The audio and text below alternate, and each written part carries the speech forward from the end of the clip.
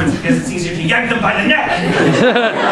Those bastards. Well, I'm going to make it my life's mission to go through and find every snug you wear and turn them the right way.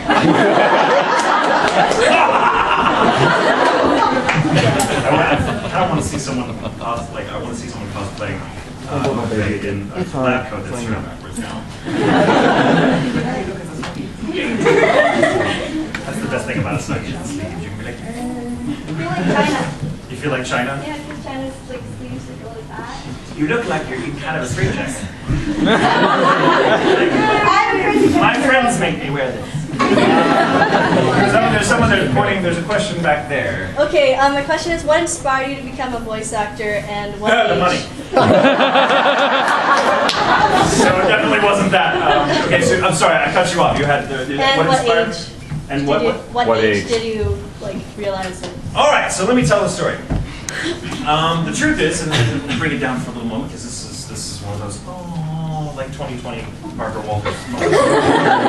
Damn it. So when I was a very young child, I had a profound stutter. So bad, in fact, that I rarely spoke because it was torture. And it was torture to listen to me. And so between the ages, from about, I didn't really start speaking regularly until about 9 or 10. And even then, it was still pretty pronounced stutter. It was so bad that I used to walk around with a little pen and pad to write stuff down. It was easier than trying to get it out vocally. And so I know I've been making up for lost time. But I had this wonderful speech therapist who was this little British lady. Her name was actually Mrs. Brit, which was hysterically funny. She was like the quintessential British person. She's like stepped right out of My Fair Lady. And like she was like 4 feet tall, and she had one of those crazy beehive buns that accounted for like a full foot of her height. She was like hewn from granite, and she had this wonderful voice, and she would teach her things. She would put marbles in your mouth and make the rain in Spain falls mainly in the plain. And she had like a little tin of candies. If you did right, she put a little candy on your tongue with her tongue. It's strange now that I think about it. But she had ties to the theater and the music, and that was her love. She was a diction coach, among other things. And we found that my stutter tended to disappear if I could read from something, or if I had memorized something to recite. So she thought, well, you've got, I had a set of lungs on me. There was no doubt of that. So once I learned how to enunciate and how to sort of better command my voice, I decided at her sort of urging to go on stage as little kids. So I did a lot of stage work as a kid, and it was weird. I was, talking to people one-on-one was far more nerve-wracking. But being on stage in front of a bunch of strangers playing a character, I was completely at home. I never really suffered from stage fright very badly when it came to doing performance, and so I loved it. So theater and acting, very literally, in fact, helped me find my voice. And so I stuck with it for a long time. And from about the ages of 10 all well into my high school years and into college, I was very involved in the theater. I loved it. I've played a lot of crazy characters. I've done a lot of Shakespeare, done some Moliere, lots of cool stuff. A little musical theater here and there. Nothing. I'm not very musical. I'm not a singer, but I can hold my own in chorus. But then the time came, as we all know, that you hit about 19 and you're like, oh, now I have to decide what I want to do with my life.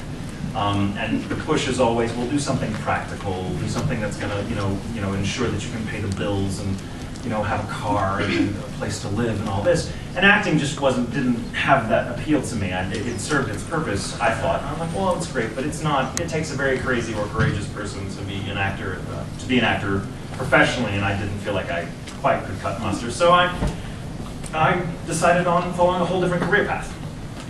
And I was actually in marketing, which was a miserable job for me. I wasn't cut out for it. I worked with marvelous people who were wonderfully patient and encouraging, but it just wasn't fulfilling creatively. And I guess deep down I've always been a creative person. I've always either been playing piano or drawing or writing or acting or just making shit up. So I kind of felt like I wasn't really in my context for much of my 20s when I was working a quote-unquote real job. And just so happened, and I didn't even think of myself as an actor anymore at that point. It was something I had done long ago and thought fondly of, but that's it. It was a dream I had long ago put to bed in favor of being a responsible adult, which is a bunch of shit. So overrated, being a responsible adult. But so I had a friend who worked at Funimation, the Dragon Ball folks, and I knew their work, and I've been friend with this guy named Chris Bevins for some years. He'd worked for them as a director, an engineer, and a writer, sometime actor himself, and we were comic book nerds together. I'm a big comic book nerd as well, so he would spend many nights passed out on my couch with his, my cat on his face after a very loud and long argument about who would win in a fight, Batman or Iron Man. Iron Man. And one day, after knowing him for several years, he just said, "Hey, so I understand you have an acting background, and I'm trying to cast this show called Samurai 7, which you may be aware of the film it's based off." Yeah. And he was telling me that the film it's inspired by the film that it's based on is Seven Samurai by Akira Kurosawa, which is one of my all-time favorite films. And so I'm like, "Oh my God, that's really cool." He's like, "Well, I want you to come and audition for this one part because I'm just, none of the usual suspects are really working. And I think I can work with your voice." And I'm like, "Oh my God, are you serious? Oh my God, no." Because the idea of acting again, after it having been so many years, and also all my experience was stage, and this was all booth recording, mic technique, which I had none. And I'm like, "No, you're very sweet to ask, but it'll be a waste of time. So thank you, but no thank you." And I in my heart I was like, "Oh, that would be kind of cool to be an actor again." But no, back to work. The next day, he calls me again, Bevins. And Bevins is not the sort of guy to take no for an answer, as I was to learn. So he calls me the next day and says, "Hey, so I'm working on this show called Samurai 7, and I wonder if you like to watch it." I'm like, "Did I dream this yesterday?" And he proceeded to act every day, and I, again, would turn him down, and he would always be like, "Come on, man, just come in." And it was like, I would find the dumbest excuses for not coming in. Like, "Oh, no, I can't. I'd love to, but I have to strain cabbage tonight. I gotta change my oil myself." So finally, but Bevins gets, as I was to learn, goes from nice to like mafioso scary in about a week of hearing no. So where it began with, "Hey, I got this part I think I'd really like to hear you on because none of the usual suspects are working. Come in for me, please. It'll be a couple hours. If you suck, we'll laugh and we'll never speak of it again. Just come on in." It went from that to, "If you don't come in, I'm going to break your goddamn kneecap." Deadline here. I'm holding out for you, Tatum. I'm holding out for you. I'm like, I don't like this pressure. I really don't like this pressure. So I finally decided, all right, well, I'm going to come in. And confident that I was, and even he made up some egregious lie about it. Like, "You're not going to get the part. It's actually better if you suck. I just need warm bodies in the booth for auditioning because my line producer's breathing down my neck about using the same people. So if you come in and you suck, you can be like, 'This is why I use the same people. All the new ones suck.'" So I'm like, "Oh, okay. Oh, sucking. You want me to? All right, I can do this." So I walk in. It is a 4-hour-long audition. Now, if any of you have experience doing stage auditions, or just about any other kind of audition, you've got a couple minutes at best to hawk your wares to the producer or director, and then out comes the shepherd hook, and you never hear from them.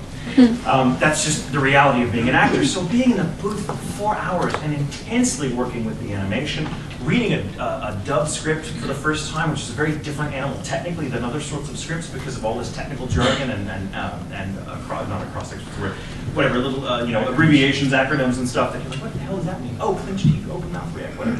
And it was really intense, and it was emotional, and I was sweating bullets. And when I step out of the booth 4 hours later, and the character was very emotionally intense too, I might add. It was Rikishi, for those of you that have seen the show. So he was, not a calm character by any stretch of the imagination.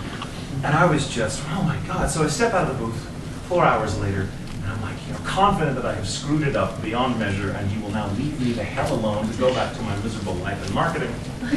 I signed some papers he thrusts at me, which I ridiculously think are NDAs. My first mistake, I didn't read it very closely. And I made some glib comment to the effect of, "How do you dumbasses get anything done at Funimation if it takes you 4 hours to audition every single part?" Which is responseless.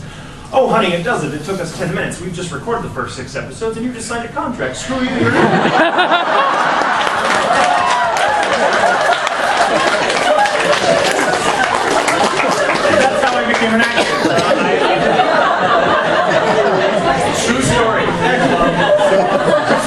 Evans is responsible.